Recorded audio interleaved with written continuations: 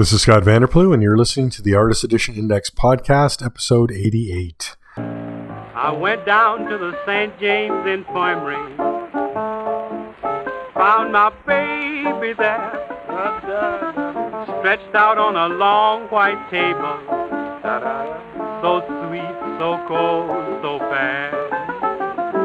Thank you for joining me once more at the Artist Edition Index Podcast, or AE Index Podcast, as we delve into what has occurred in the last month at aeindex.org. Everything we talk about here is something that is appeared through the AE Index family there, which is aeindex.org or the YouTube or this podcast. So thanks for joining us again. I generally record the last day of the month, first day of the month, and then post immediately with no editing. Anybody who's listened to this podcast is well aware that I don't do any editing of it, but bear with me for that, please. All right. Interesting things happening this month. There was a big announcement. No, there was a rumor posted on Bleeding Cool today. I'm not going to get into too much of it because we can talk about it next podcast when we have facts. A friend of mine, we were talking about something and I said, I like facts. I try not to be too subjective, right? I like to be objective. So let's wait for that. I know I've teased that out completely. So anyway, if you're on the forum, you may want to pop in there and have a good look. Forum's always a fun place to go into. Links at the top of my site.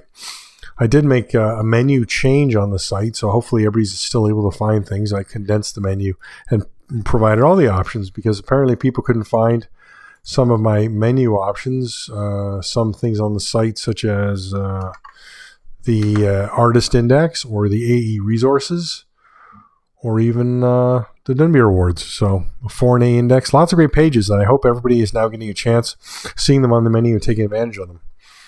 All right, let's get into this month. Let's go to the poll first. This poll was very straightforward. How old are you? And then I put groups. 30 or under, we had 7 votes. 31 to 39, 18 votes. 40 to 49, 40 votes. 50 to 59, 60 votes. 60 or over, 34 votes. So I guessed, and I put it in the text there, that 50-59 would be our biggest group. That happens to be the group I fall under. But maybe I should have maybe put, just 39 and under as an option. And then maybe I should have broken it down to 60, 69, and 70 and over. I don't know. Anyway, interesting. This is also, I think, the most votes I've had in a while in 1 month. We got 34, 141, 159 votes. So that's pretty good. Thank you for everybody who voted. It's interesting to get to see who this is. I'm going to guess I'm going to guess this whole voting cohort is also all male. So that's just the way the comic and just the things that are being covered by the AE format books too, right? So I didn't think I needed a poll to say male or female. But interesting, we're all about, our biggest voting group is my age. So all of us who grew up late 70s, got into comics maybe late 70s, early 80s. That, when we're talking about hitting our nostalgia, then the Paul Smith stuff should be right up there. Interesting. All right. That was the poll for this month. I had a problem with the poll too, where I wasn't happy about how the results were showing. It was previously you voted and then only results showed, and now there's something weird with the I use a WordPress plugin called Forminator, and previously that's what happened, but this time it was weird. It was showing the results, but then also showing options to vote. And when I voted, it actually didn't even show me the results. It just showed me options to vote again. So I wasn't crazy about that. All right. That's that. That's the poll. Good times. We had some solicitations this month and last month actually. So we had one with a whole crowdfunding campaign come and go in the month of March. And that was I hate to mention it now because it's over, but I did post about it, so hopefully everybody caught that. The Extremity, the Signature Edition. I'll give you the quick blurb. The Extremity Signature Edition collects the art of all 12 issues of Daniel Warren Johnson's masterwork Extremity and presents them in a stunning new format at the same size as originally drawn. I don't know what this new format is because it's an existing. I think the AE format is well established at this point. Maybe they're saying a new format for this work. Extremity Signature Edition is a gorgeous 12-inch by 17-inch, 320-page hardcover collecting all 12 issues of Extremity and reprints Johnson's art at their original board size. This premium hardcover is cloth-bound with a foil stamp cover and a beautiful silkscreen spine.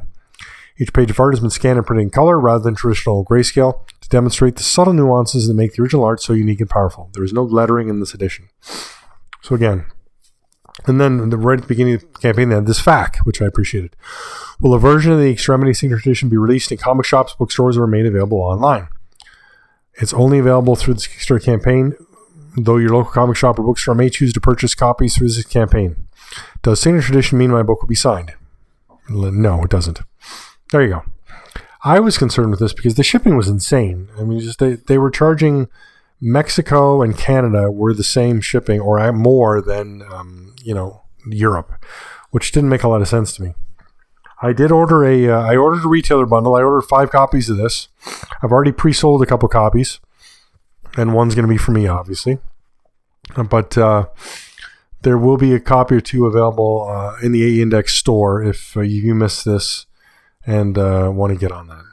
All right. Then again, we don't really, this is fall, I think, of 2024, so we're going to have to wait and see. Yeah, actually, let's go to the Kickstarter page. I'm pretty sure it's fall. Does it say when it's shipping? Yeah, fall. All right. One other, then we had Diamond solicitations this month. They were 3 books we previously heard about, but now the Diamond has collected them. Actually, and so the first one was the 2080 artist Steve Dillon. I posted about this earlier based on the 2080 solicitation. But that's coming in July. It's 14 inches by 19 inches, 120 pages. It's a hardcover. It's $135.99. Again, the pricing, I don't get where they come up with prices. Every Apex edition has been a different price. So we'll have to wait and see that.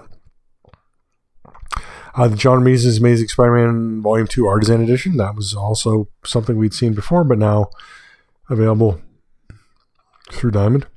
And finally, the Judge Dredd by Brian Boland Masterpiece Edition. I'm not sure if I talked about this one before, but here's the blurb. No, I did talk about this previously because it's the same as the Apex Edition, except there's 7 additional pages of art. So that's nice to see. And it's going to be 9x12 softcover. So basically the same as the Artisan Edition. 40 US, 50 Canadian. I like that cover price exchange, 25%, since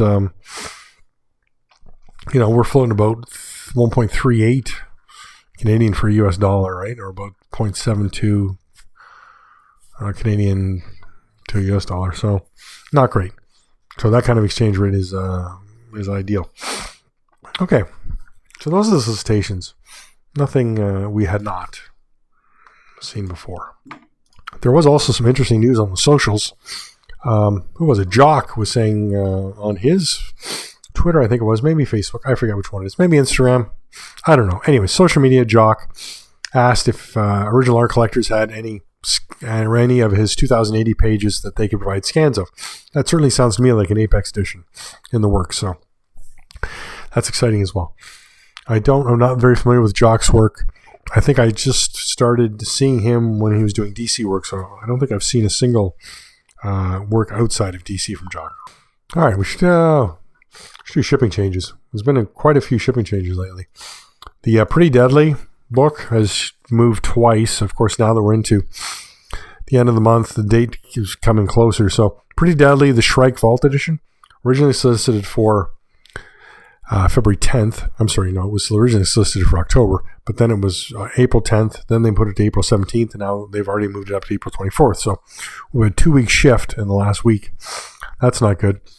She, number 1, 30th Anniversary Original Art Edition, which was the cover image, the featured book of the Diamond Previous catalog.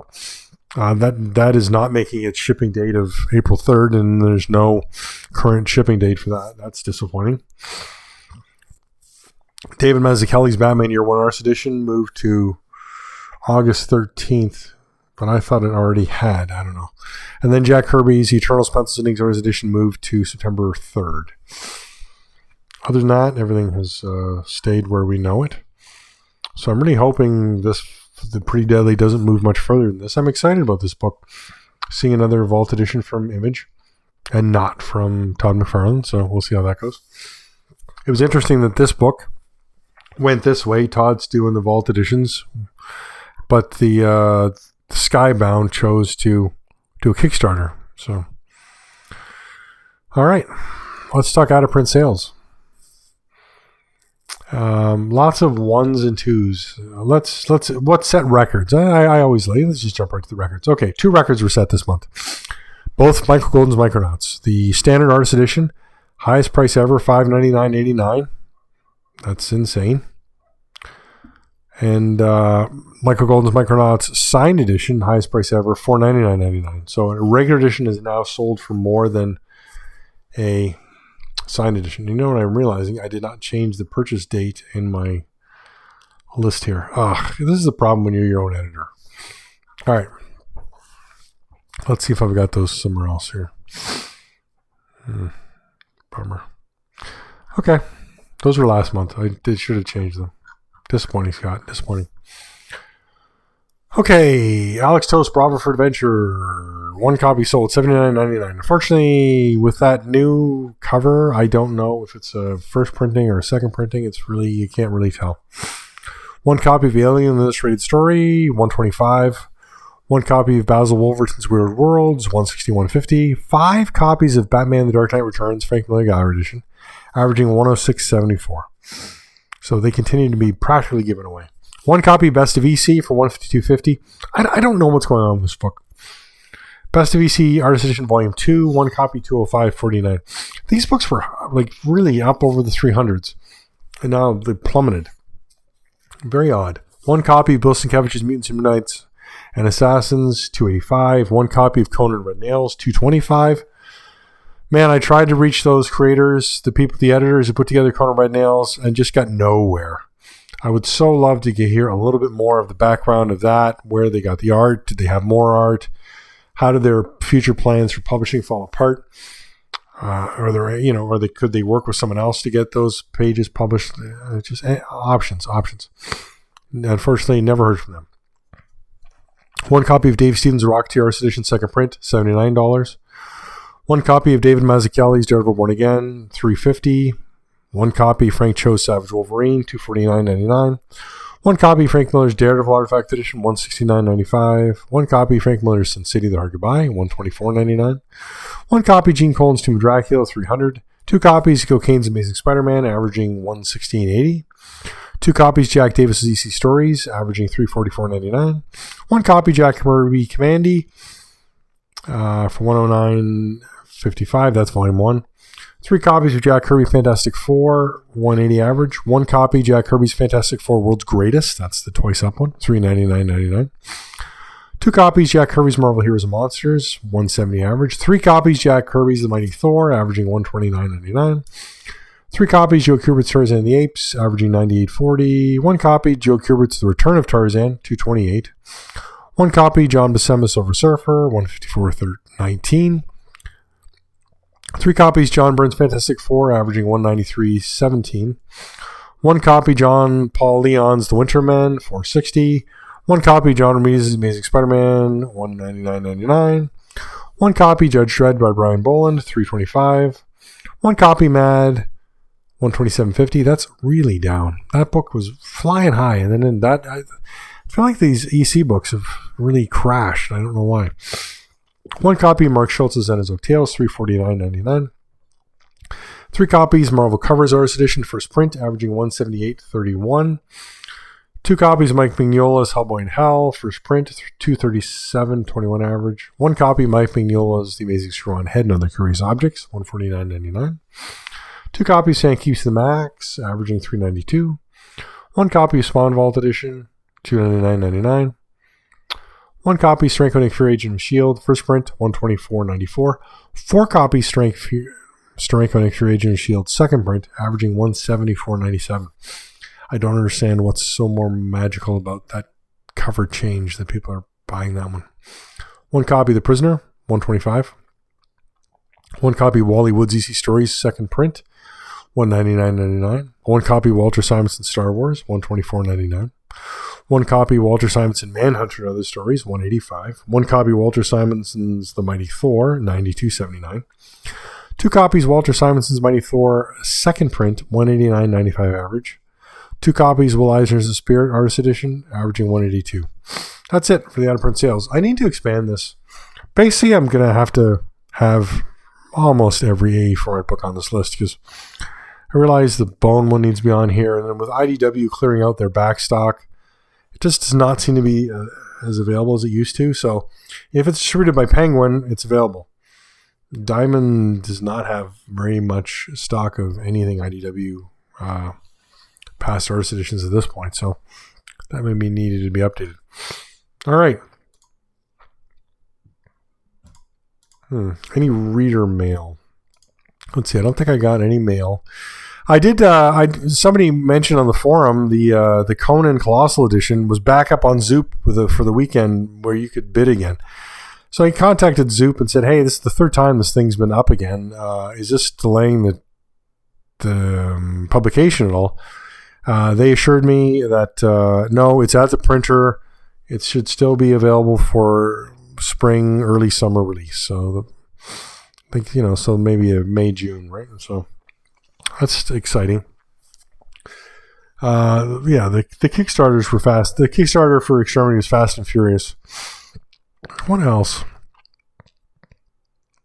News as far as there's going to be a second Den Brut Edition from Delirium. They're going to solicit that soon, but that's exciting news as well. That's about it. I think I'm looking. I got a lot of mail in March, so nothing else. No real reader questions. So that's about it. All right. Now we're at the support index portion. So 3 ways to support the site. I would love it if people went to aindex.org/store, looked at what I had, and bought a book. That would be so great. I still have some awesome books available. I have a sealed Best of ECRs edition. It's still shrink wrapped. It's still in the box. I've got a $350. I know that's a little high, but I really feel like that's where the book needs to be. I've got Eric Powell's Lagoon. I got a couple copies of that for $100. Got a bunch of stuff. I just put up a Bone, the Ray Car Race Artist Edition for $100.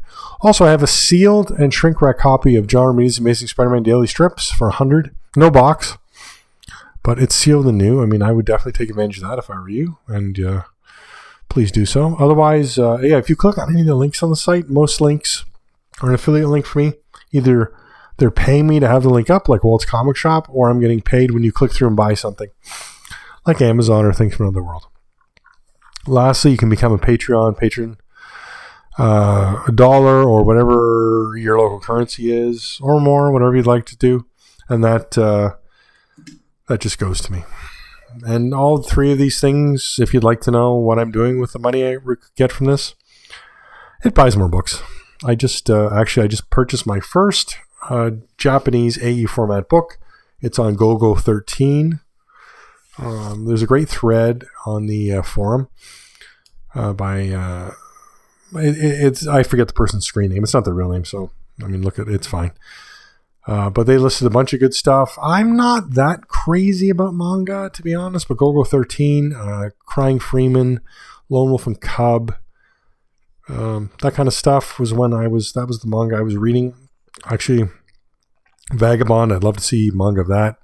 I'm sorry, I'd love to see an AE format of that manga, but have not come across that yet. So, that's where the money goes. Keeps the website running, which, I mean, it's my website. I do everything. I've got a VPS that I host on, and so my background is in IT, but I don't know if I've mentioned on this podcast before, but yeah, I recently I switched jobs, and now I'm co-owner of a comic store. So big career change there. Get me a little bit more involved in comics. I'm trying my darndest to sell people on AE format books, but you thought it was hard getting the format noticed before. When you're in there and mentioning to people what these books are, and then you've really got to show them, and then they still got to be interested. It's I can see the market as it is, for sure. All right, 2 reviews this month. Science fiction, Blake A. Mortimer, au Musée des Arts et Métiers. This was a museum catalog from the Musée des Arts et Métiers, so the Museum of Arts in Métiers. And it was combining art from Edgar P. Jacobs with objects and different things and models and all kinds of interesting things like that, and put it in a book. I had seen this mentioned somewhere, I forget where, and then I got on Amazon.ca and I thought, I put in my order, and like many French books, I ordered on Amazon.ca and it tells me it's not available at this time. They'll notify me when it's available. I want to say 8 months passed and I got a notification from Amazon saying, hey, your book is shipped. And I thought, unfortunately, you have to go in and see what book. I don't remember that. And then, I ordered this book. It's pretty great. Let me give you the blurb, and then I'll just quickly. It's an event. Blake and Mortimer enter the museum. In 2003, at the Musée de l'Homme en Paris, the heroes of Edgar P. Jacobs were given a retrospective. With science fiction, it is not simply a question of showing original plates, which is actually the kind of book I want anyways. The Musée des Arts et Métiers confronts Jacobs' work with science, the latter constituting a major source of inspiration for the former, from mad scientists to time travel and robotics. Are we all thinking now, Thomas Dolby, she blinded me with science when we read that sentence? Just me? That's okay. An exhibition which takes the form of an unprecedented dialogue between Jacobs' scientific imagination and a selection of objects from the museum's reserves. Thierry Bellefroid and Eric Dubois, two curators and artistic directors, chose an original angle, that of the four elements, air, water, fire, and earth, which permeate the adventures of Blake and Mortimer and to which the two heroes often face. They highlight the correspondences between the major scientific themes and their often spectacular staging by Jacobs. The exhibition compares nearly 70 objects and some 120 originals, pencils, inked plates, models, etc., most of which have never been presented to the public. It is the subject of a catalog illustrated with abundant iconography and which brings together several renowned contributors. It includes the interview with Francois Schweten, I think, designer of The Last Pharaoh, The Adventure of Blake and Mortimer, published in May 2019, as well as text by Daniel Couvreur, devoted to the different models created by Jacobs. As I said in this, I have to admit, I use Google Translate on my phone. I translate the page. I read what it's got. The models and the interview did not capture my interest very much in this book. It got a little beyond me. But the original artwork by Jacobs is wonderful. Lots of great pages. Things I had not seen before. I mean, this is my third original sort of an AE format book on Jacobs' art. And I really like his style. It's nice to see these pages, and I wish we could see them full size. Unfortunately, I don't know what full size is. This book, I'm sorry I didn't finish the blurb there. It's 96 pages. It's 9.5 inches by 13.25 inches. It was €30, 50 something Canadian when I got it from Amazon.ca, and it was released in June 28th of 2019. Great book. Actually, let's click on the Amazon.ca link and see what they're asking for. $52.95. Apparently it's in stock. Amazon, for some reason, thinks it's paperback, but it isn't. So please, take a look at the review and then come and buy this here. It's pretty great. Yeah, Jacobs' art is so clean. And what you get to see some roughs, because the inked pages are very slick, I think. Really fine inking job, very finished. Not a lot of pencils, so then when we get to see a rough or just a pencil page, he likes to use colored pencils in there, and they are really great. And it's like I said, there's some blow-ups that really enhance the art. There's a great one of somebody fighting an octopus. And then, like I said, the pages where he uses colored pencils to highlight different things and lay out his color. Really great. You may love the interviews. You may love looking at these scientific objects, but I just couldn't care less. But having the book, wonderful. Great book. Have a peek on that review. All right, second book this month. David Wright's Carol Day, Jack Slingsby. I love Carol Day by David Wright. I love seeing the original art. The way the Slingsby Brothers Inc. approach these books, I don't understand the angle that they approach from it. This is my second book, and I still can't wrap my head around it. Let me give you the blurb. Actually, before I say any of that, let me start with this. It was available for pre-order only from the Book Palace in England. It was £249, or about 350 US. So, but by the time I paid shipping for this book, it was 500 Canadian, which is a lot. It's still less than purchasing one David Wright original. So I've got to look at it that way to myself.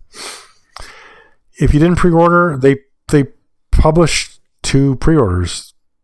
It says on the Colophon that there was 175 copies printed. There's none available for sale. And as I say in the bottom of this review, I don't know who to put this review up for, because you can't buy it. I put up Abe Books link, none available. I put up an eBay link, none available. But I guess if you keep watching those, maybe set up an eBay watch list, maybe you'll get your hands on this book. Let me give you the blurb. In Jack Slingsby, we reprint the complete story from the original art. In the full size of the originals, a large 17 by 5¼ inches.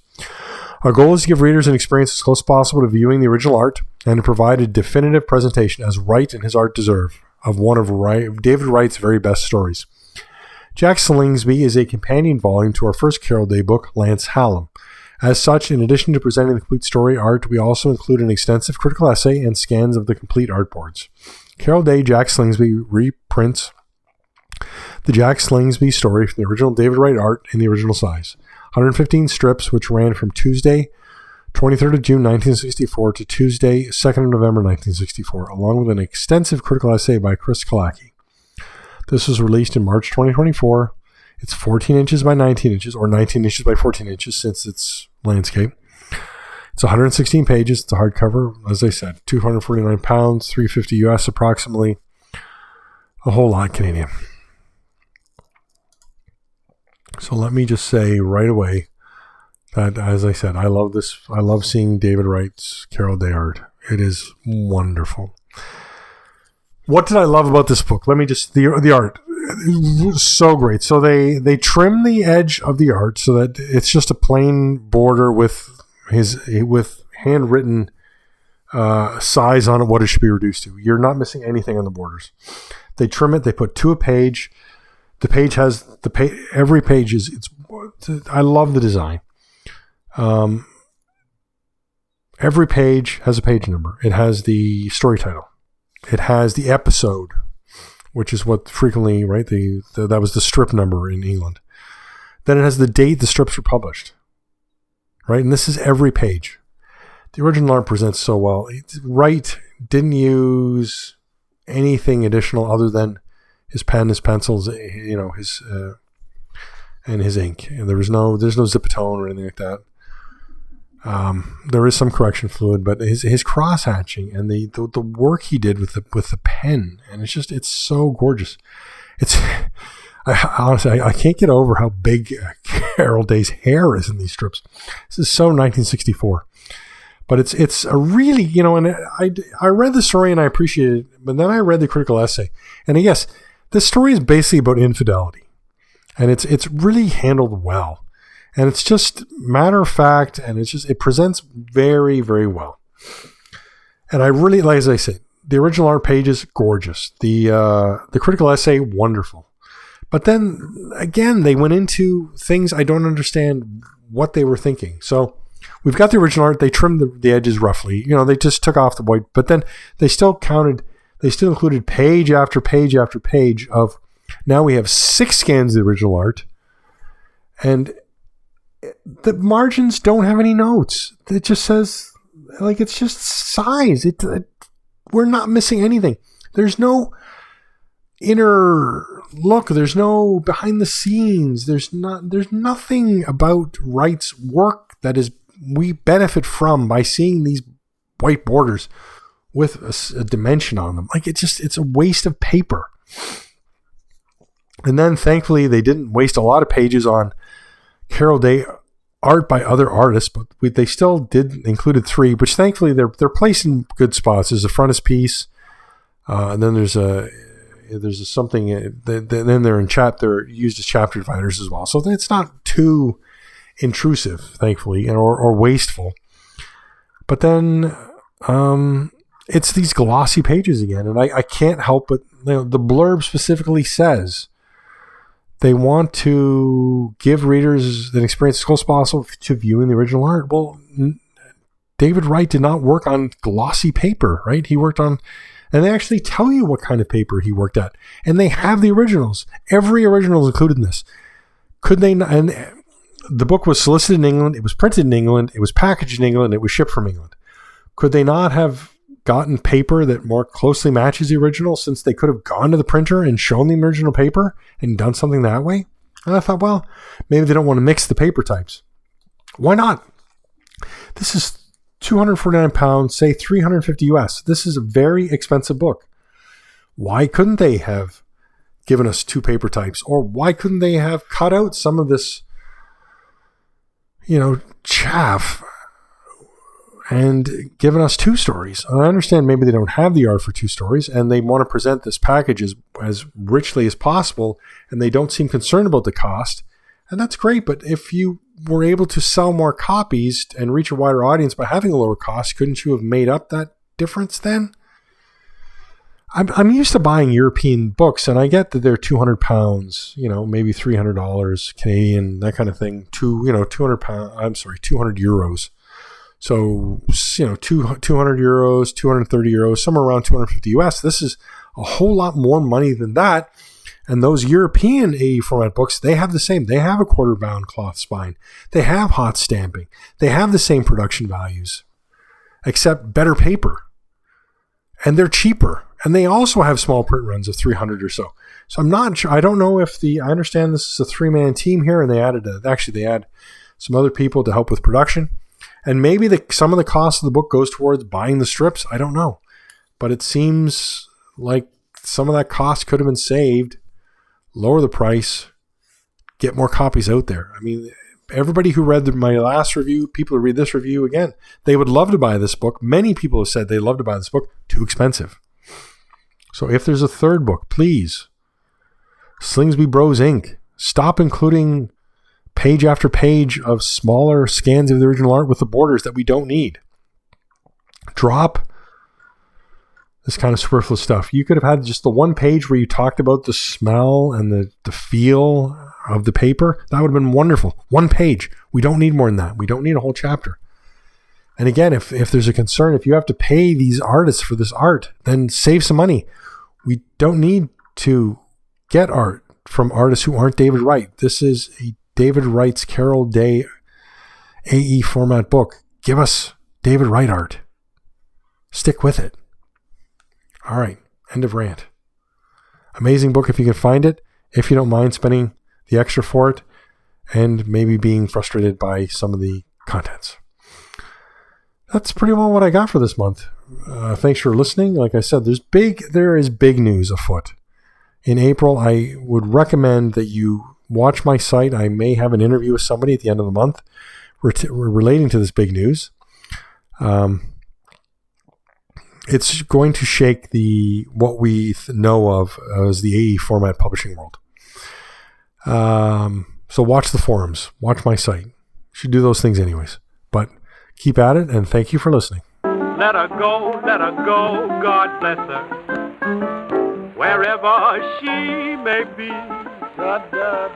she can search this wide world over. She'll never find a sweet man like me.